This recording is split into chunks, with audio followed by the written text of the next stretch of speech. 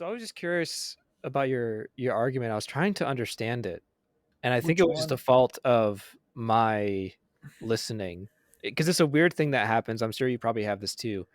Like when the camera's rolling, like it it affects your brain. It almost makes it harder to focus on some things. Well, we're doing this late at night for you, and at the end of the day of a work day for me, and you work too, and you had a busy day. Like it's just like focus happens, and we're doing it for like an Yeah. hour at a time. So yeah. So I blame myself for this, but I was Don't. trying to understand. Um, Oops. Sorry, I just got your text. oh, yeah, I texted "oops" because I started a new recording and it I opened up a know. totally different window and it kicked him out. Um, but when it comes down to like the evangelism question, and I was trying to understand more of like I understand your critique of the belong before they believe because it seems a little bit like a bait and switch, and I think that's a little bit of where you were coming from with that.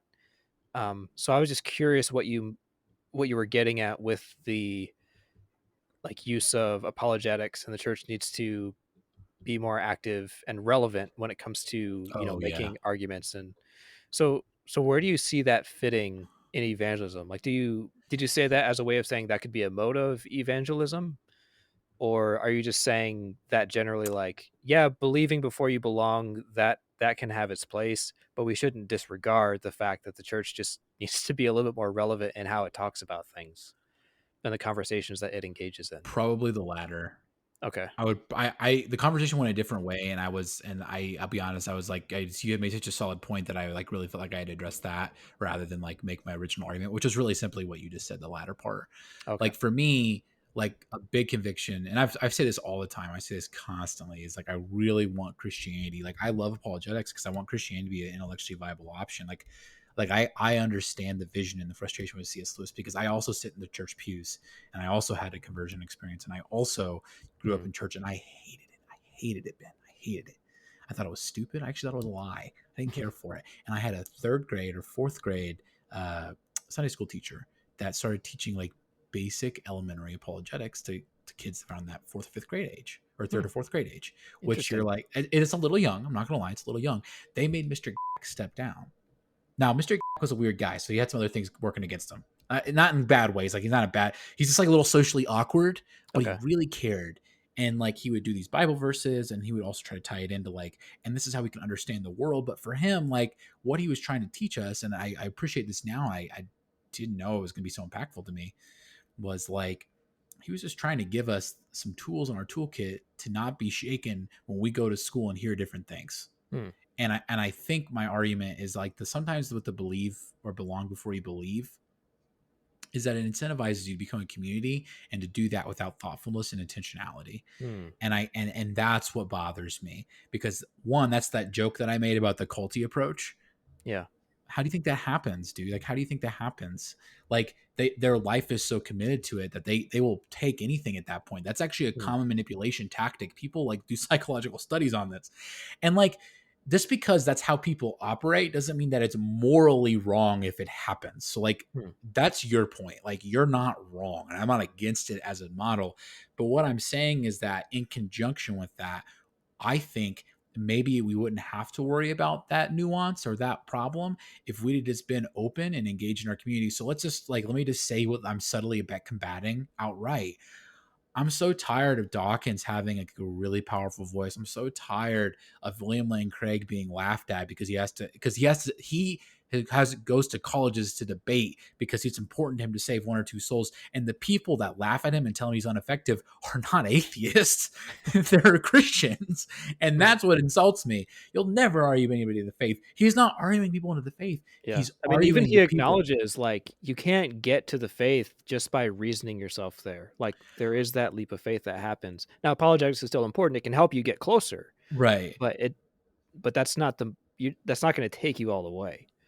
Yeah, well, I think what he would argue is like you can become a belief as like you can believe in Christianity as proposition, Yeah. but ultimately you have to have that what you would call the leap of faith. And what he means is like some kind of conversion, whether Mhm. it's like a rational, calm Rick Briggs conversion or like a hands and knees, throw it all up in the air, crying, 100 people. Jeremiah Bullock is in the background with his arms crossed, doing the thing he always does during the altar calls. No, actually, he stopped doing that, and then he started going down to his own altar calls because he felt like it was hypocritical not to Hmm. respond to the Lord after asking people to respond to the Lord, which was both really obnoxious but also really genuine. So make of that Yeah. what you will. Um, anyway, my main point is like whether it's either one, it doesn't matter. I think Craig would just say you need to have that conversion experience at some point and like Mhm. experience the power and the grace of the Holy Spirit, which is truthfully to your point. But that's what I'm fighting for, man, is like a culture and a world, a Christian culture specifically, where we can be like, hey, you know what? We don't have to like, and I think that's why there's so much here to say, where we can just be like, you know what? We're just going to say what we believe outright. This is why we believe it. This is how we understand it. This is what we will defend, and we will actually argue on this one. Like, yeah, no, you're wrong about the history. No, the resurrection did happen. Here's some good sources. No, that the Gospels are viable historical documents, and here's why. Mhm. You can't diminish that. Yes, we have religious bias. I'm fully aware of that, but also the scholarship seems to indicate that we have good reason to have that. Yeah. Like that's an okay thing.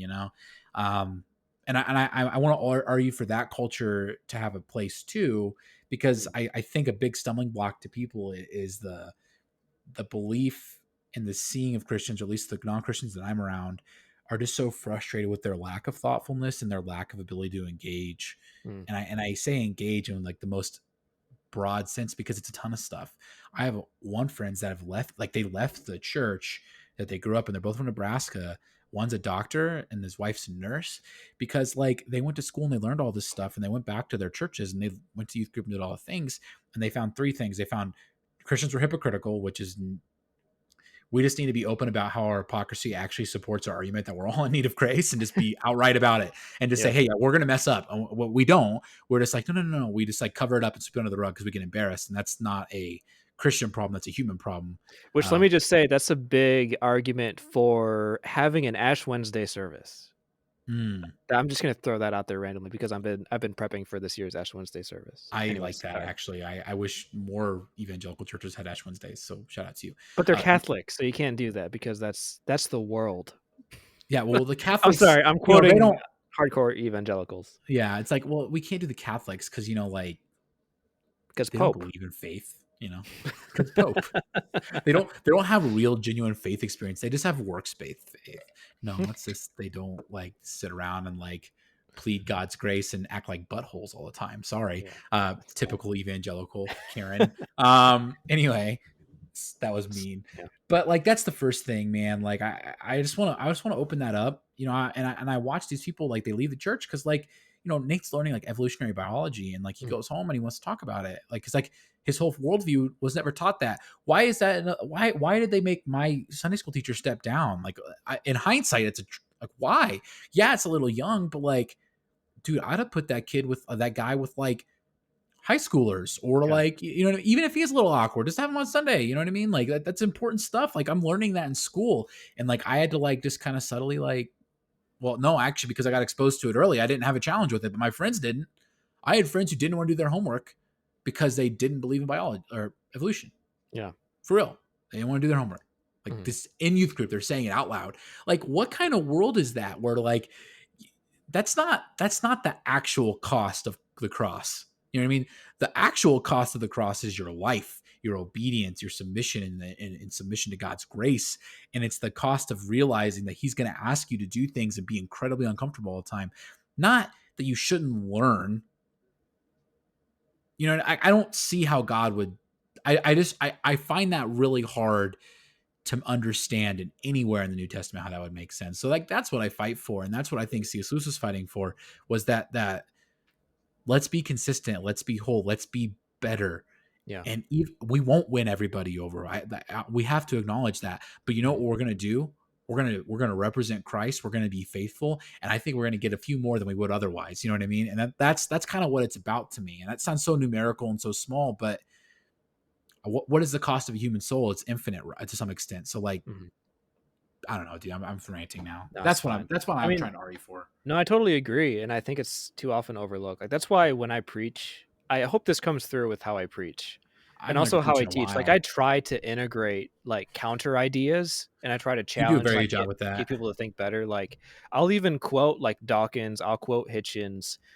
I might have even quoted Sam Harris a few times just to be like, Oh, hey, you he's know so what? bad. This is how people talk about Christianity, and but and like as a critique of like a stereotypical belief that maybe a lot of people in the church have. And then I'm like, but this is what we actually believe. And so I do integrate apologetics into my preaching style because like I agree. I feel like that's That's good. necessary, especially given like the more I listen to other people in like in debates. Like you're right. Like it's frustrating to have people like Richard Dawkins have such a prominent voice or even Sam Harris because like when you actually sit down, like really listen to them, and for people who have studied theology, you realize their arguments really suck. But a lot of people flock to them, and a lot of Christians tend to be like very intimidated by what they say because we just don't talk about it.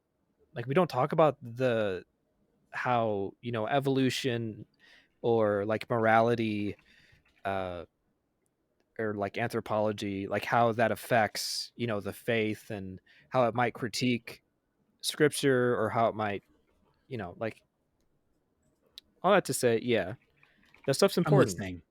No, I believe you. I just lost my train of thought. It yeah. Like No, even you're looking good. back, like I'm it's kind of I'm embarrassing that even Christopher Hitchens had as big of a following as he did. Because you look back on his arguments now, and it's just like they're really not good. Because so many of their arguments are based off of an elementary reading of scripture and an elementary examination of history that even secular scholars could look at and be like, "You guys have no idea what you're talking about." Um, and it's just sad. And like even on Reddit, for example, like on and Reddit, for those who don't know, is like this huge, its tagline is the front page of the internet. It kind of is. Like there's a lot of sub, it's essentially a huge forum for people. And on like the history forum and like religion forum, the moderators of those forums had to step in a lot of conversations and like tell all the people participating like, okay, we are sick and tired of people making arguments that Jesus didn't exist. Like here's a whole list of secular sources affirming the fact that yes, a person named Jesus that people he ended up historically following existed. and the who is like the source of the Christian religion, yes, he did exist. I mean, that's a whole separate conversation than was Jesus the Christ, the Son of God. But it's just like even but you're right, like, even secular people are like, "Guys, come on, step up here. Like, you Christians really need to step up your game. Like, this is not that difficult. Just put some thought into it." So, Yeah, and it's like yeah. and this is just a broader thing. America just has a history of anti-intellectualism. But here's what Yeah. I want to talk about real quick for a minute. And this is what I'm talking about with like reasonable Christianity. So remember how I talked about how I'm going to be harsh on Ken Ham Yeah. on YouTube right now. I'm looking at YouTube right now at this moment. Okay. So what's today's date? February 4th at 7:11 p.m. Mountain Standard Time. Bill Nye debates Ken Ham HD video stream for from Answers in Genesis, the actual page for Ken Ham's organization. Yeah. 8.2 million views on that video alone. It's a 2 hour debate, Yeah. 2 hours 45 minutes. Let's go to William Lane Craig, who's a significantly better scholar and like a legitimate academic, like someone that I have a lot of deep respect for and I stand for. But truthfully, he's a legitimate, an actual academic, and he's not Ken Ham. Not to knock Yeah. on Ken Ham. He's not a fundamentalist. So here's one from his own school. It's the Christopher Hitchens debate.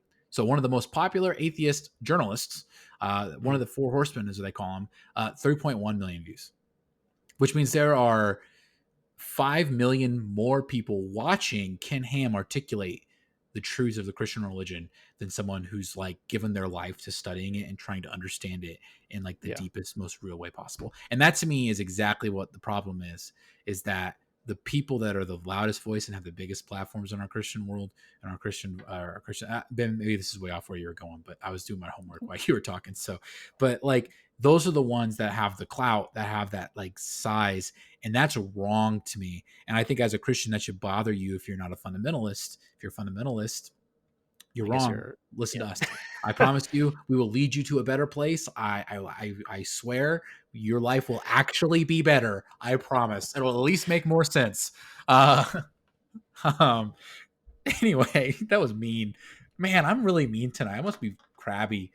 But this one's like this debate's like just barely shorter, and they're both really long. So if you commit to a 2.5 hour YouTube video, like Yeah, yo, you've committed. Um, right. but like, how does this one have it? Is it because it's more heady? Well, that's a problem. Like, why is it that heady is a turnoff? You know, Yeah. I don't know. I don't know, man. I'm sorry. I guess that would tie it off. I mean, that does answer my question of and I'm glad you said that because you're right. Now that I'm seeing it, yeah, belong before you believe is too blanket of a statement. I mean, it's fine. It's one of those taglines people use to summarize a style of evangelism. But you're right. Like apologetics and the articulation of the faith does need to be along the way. Otherwise, you do get into a bait and switch. Then you end up falling into the same trap as revivalism, which is you just present a very brief uh, articulation of the Christian faith to try and get someone converted, and then afterwards you're like, okay, this is what that actually means. And they're like, whoa, whoa, whoa, whoa, I don't know if I signed on for all this. Exactly. Like, I didn't sign on to do this and to be like Yeah. this, So and you're right. I It think does that's kind of also fall for kind the of where same thing. you. Yeah, and like Interesting. it's kind of like your kid ham problem. Like I think it's probably a part of the reason that people leave the church. Because for me, I think it incentivizes you to like because you join the community that becomes your primary community. And I'm not saying church shouldn't be a primary community. It's not what I'm advocating for. I just think that we tend to, and then the believe before we belong, we're just so welcoming. We're so excited that we have that new family in and our church is growing and all that. That like we don't encourage them very well to say, oh, hey, but all the people that you used to hang out with that aren't like you and have different values than you that you just like, because you're part of us now. Yeah, don't lose them. In fact, we'd like to get to know them better. And instead, we're just pretty content that they came and we're like, oh, okay, cool, awesome. This is Yeah. great. And then like they end up isolating themselves a little bit too. And that's my problem. It's like we lose not only the intellectual relevance, but like the interpersonal relevance too.